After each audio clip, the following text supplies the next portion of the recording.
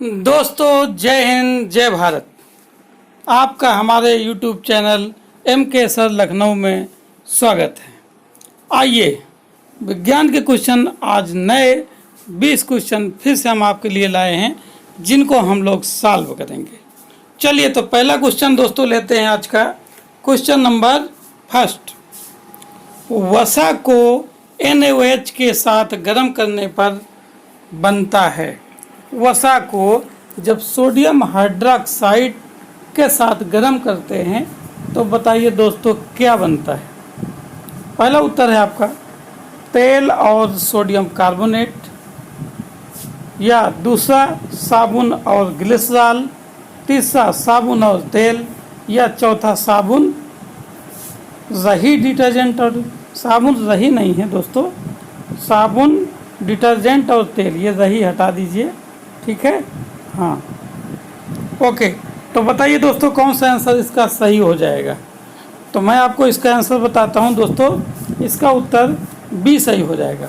जब वसा को तेल के साथ मिला करके गर्म करते हैं, वसा प्लस सोडियम हाइड्रोक्साइड NaOH, तो दोस्तों आपका जो बनता है साबुन और ग्लिसरॉल बनता है।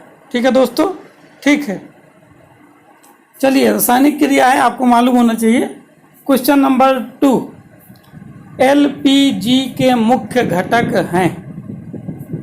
मतलब LPG जो लिक्विड पेट्रोलियम गैस होती है वो किन पदार्थों से मिलकर बनी होती है, मुख्य पदार्थ उसमें कौन से होते हैं। तो LPG में दोस्तों यहाँ पर उत्तर है आपका पहला CH2 और C2H6, दूसरा उत्तर है C2H6 C3H8, तीसरा है C3H8 C4H10 और चौथा आंसर है आपका दोस्तों CH4 और C3H8। यहाँ पर आपको बताना है, देखिए पहले में मेथिन और एथेन है, दूसरे में एथेन और प्रोपेन है, और तीसरे में क्या है प्रोपेन और ब्यूटेन है, C4H10 का मतलब ब्यूटेन, और चौथे में आपका मेथेन और प्रोपेन है। तो बताइए दोस्तों कौन सा होता है। तो इसका जो उत्तर है दोस्तों वो सी के साथ चला जाएगा, प्रोपेन और ब्यूटेन। C3H8 और C4H10 इसके प्रमुख घटक है, लिक्विफाइड पेट्रोलियम गैस के प्रमुख घटक है।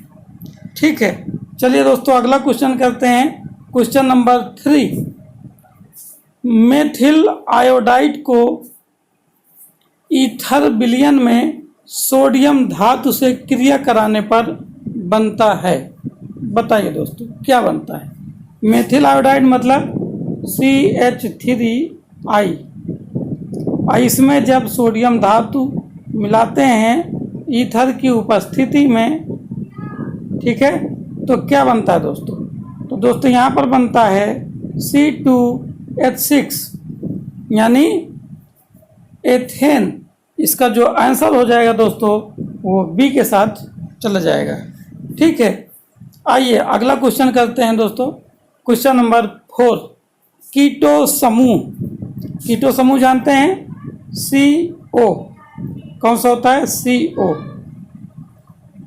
ये जो कीटो समूह है ये दोस्तों सदैव, पहला उत्तर है श्रृंखला के मध्य में होता है, दूसरा है श्रृंखला के अंतिम सिरे में होता है, श्रृंखला के मध्य या अंतिम सिरे पर होता है तीसरा उत्तर, और जो चौथा है श्रृंखला के भीतर होता है। तो बताइए दोस्तों इसमें कीटो समूह कहाँ होता है श्रृंखला में। तो इसका जो आंसर है दोस्तों वो डी है आपका, श्रृंखला के भीतर होता है कीटो समूह। कोई भी यौगिक होगा, कोई भी कार्बनिक यौगिक होगा, तो उसमें जब कीटो समूह जोड़ेंगे तो वो हमेशा, या जुड़ता है तो वो हमेशा श्रृंखला के भीतर होता है। ठीक है, वो कहीं पर भी हो सकता है, किनारे पर भी, मतलब किनारे से अंदर थोड़ा या बीच में। ठीक है, ओके। चलिए अगला क्वेश्चन करते हैं। क्वेश्चन नंबर 5, हैलोजनों की ऑक्सीकरण क्षमता बढ़ने का क्रम है। हैलोजन जानते हैं दोस्तों, हैलोजन आपका होता है क्लोरीन, ब्रोमीन, आयोडीन और फ्लोरीन।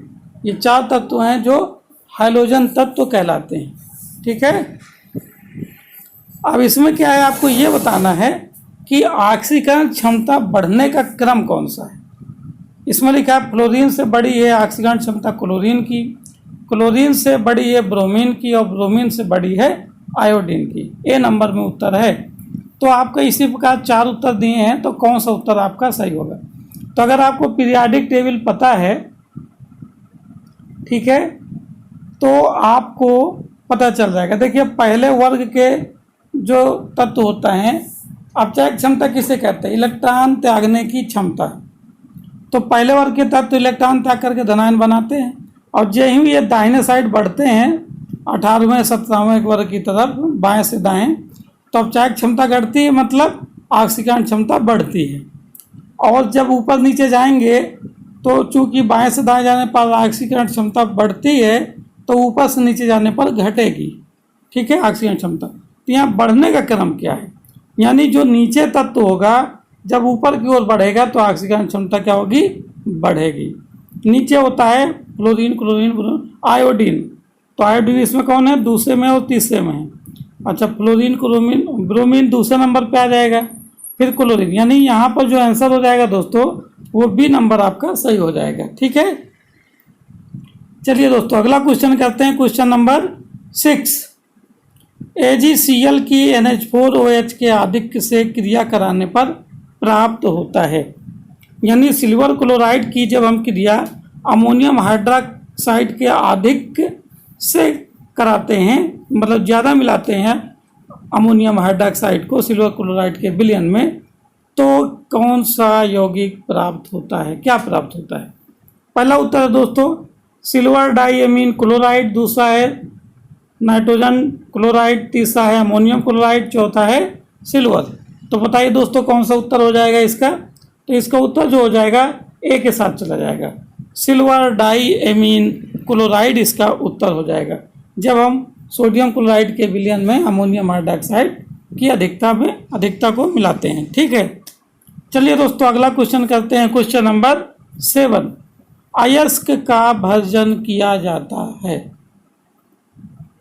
अयस्क का भर्जन यानी रोस्टिंग की जाती है, क्यों की जाती है।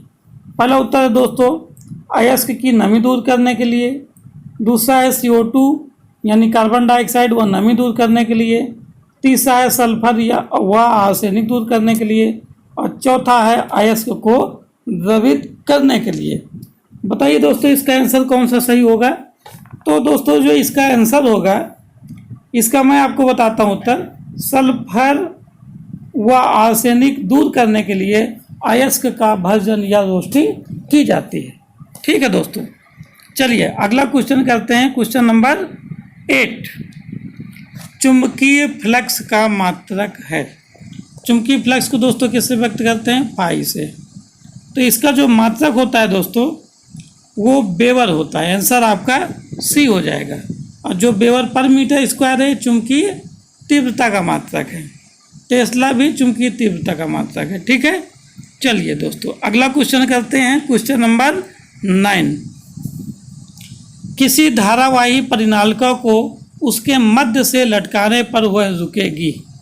कोई भी धारावाही परिनालिका कैसे, एक हमने पाइप ले लिया छोटा सा और इसके ऊपर तार लपेट दिया और यहाँ पर वैद्युत धारा प्रवाहित कर दी, तो ये और इसको बीचों बीच यदि तार को ऊपर कहीं से लटका देते हैं तो ये धारावाही परिनालिका बन जाती है, और यह दोस्तों हमेशा उत्तर और दक्षिण में रुकती है। तो जो इसका उत्तर होगा दोस्तों वो ए नंबर आपका सही हो जाएगा, ठीक है दोस्तों। चलिए अगला क्वेश्चन करते हैं, क्वेश्चन नंबर 10।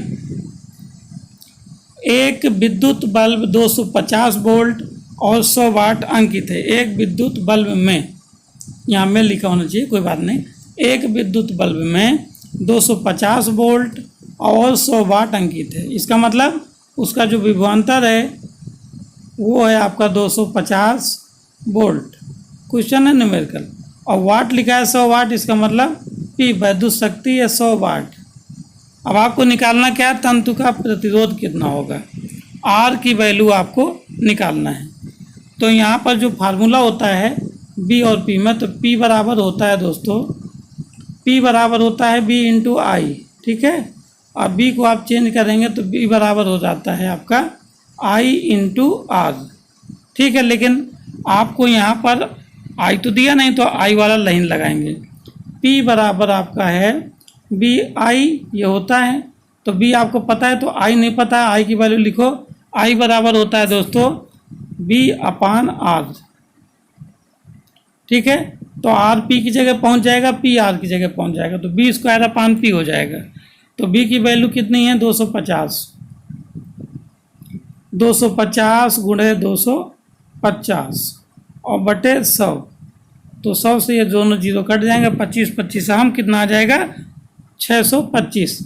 तो उत्तर दोस्तों आपका क्या हो जाएगा, जो प्रतिरोध होगा 625 ओम के बराबर हो जाएगा। ठीक है दोस्तों, चलिए अगला क्वेश्चन नंबर 11 करते हैं। निम्नलिखित में से कौन सा कथन ओम के नियम को व्यक्त नहीं करता है? ध्यान रखना है, कौन सा नियम ओम के नियम को व्यक्त नहीं करता है। तो जो पहला है धारा बटे विभवांतर यानी आई बटे वी इक्वल नियतांक, ये आपका सही है, ये ओम के नियम को व्यक्त करता है।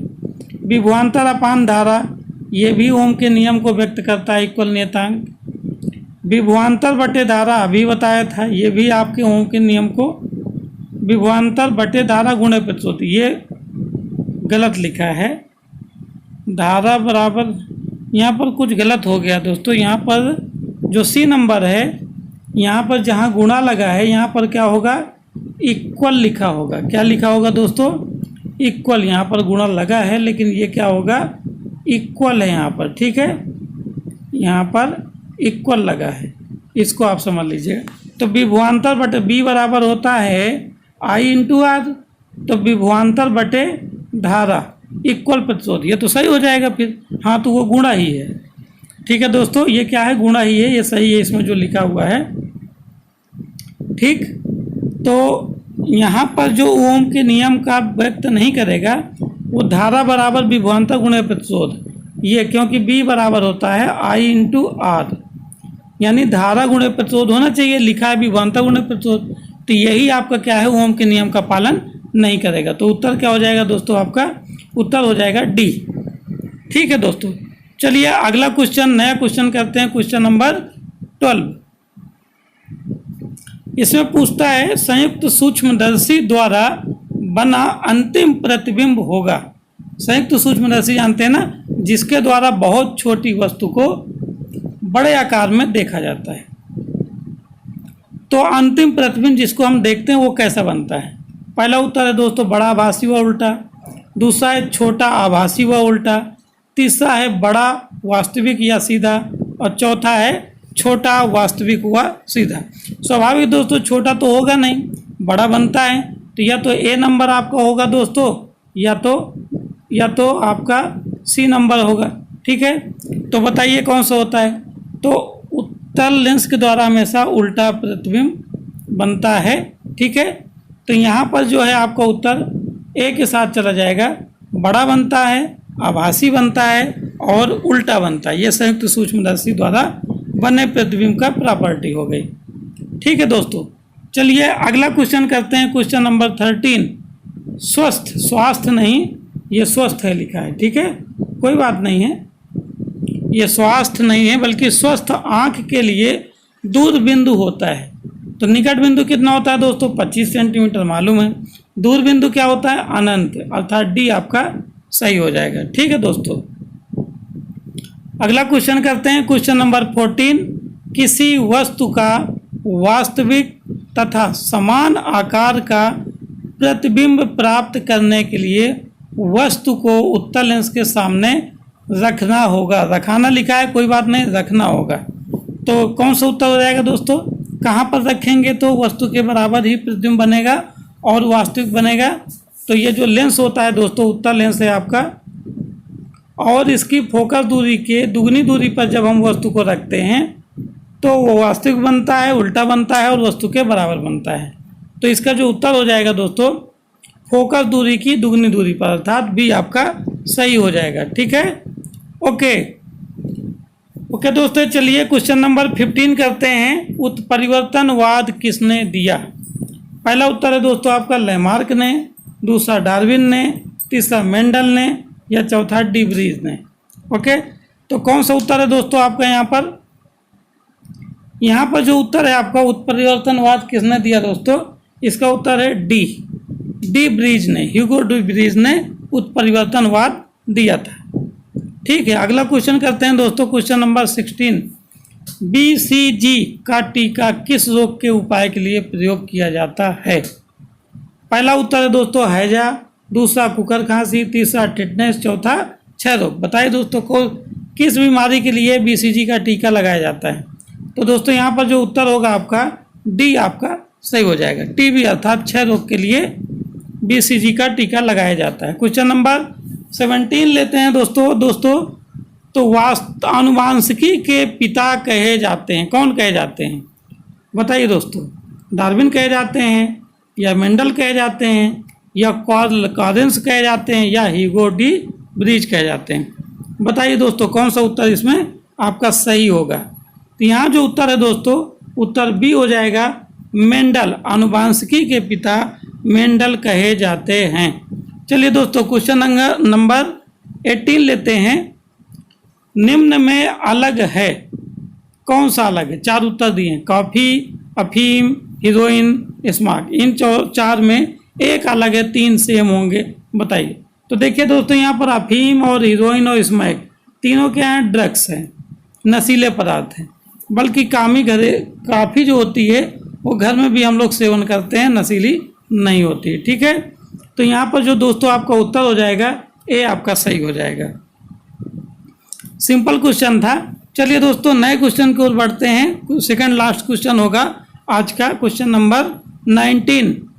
सामान्यतः अंडाशय निषेचन के बाद परिवर्तित हो जाता है, अर्थात किस में परिवर्तित हो जाता है? अंडाशय निषेचन के बाद फल में परिवर्तित हो जाता है, या बीज में, या भ्रूण में, या भ्रूण कोश में? बताइए दोस्तों, सिंपल है, कोई ज़्यादा कठिन नहीं है। जो ये आपका अंडाशय है ये निषेचन के बाद फल में परिवर्तित हो जाता है। ठीक है, तो ये नंबर आपका यहाँ सही है।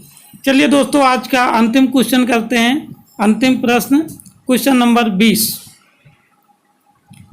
मनुष्य के मस्तिष्क का कौन सा भाग सर्वाधिक विकसित होता है? कितने भाग होते हैं मस्तिष्क के? मुख्यतः 3 भाग होते हैं। इन तीनों भाग में सबसे विकसित भाग कौन सा होता है? पहला उत्तर है दोस्तों डाइएन्सेफलान, दूसरा है अनुमस्तिष्क, तीसरा है प्रमस्तिष्क, चौथा इनमें से कोई नहीं। बताइए दोस्तों कौन सा इसका उत्तर सही होगा? यहाँ जो उत्तर आपका सी है वो सही हो जाएगा। प्रमस्तिष्क माइंड का अर्थात दिमाग का या मस्तिष्क का सबसे प्रवर्धित यानी विकसित भाग होता है। तो आज के लिए दोस्तों इतना ही। अपना ख्याल रखिए। ओके, आगे बढ़ते रहिए, तैयारी करते रहिए दोस्तों। जय हिंद, जय भारत।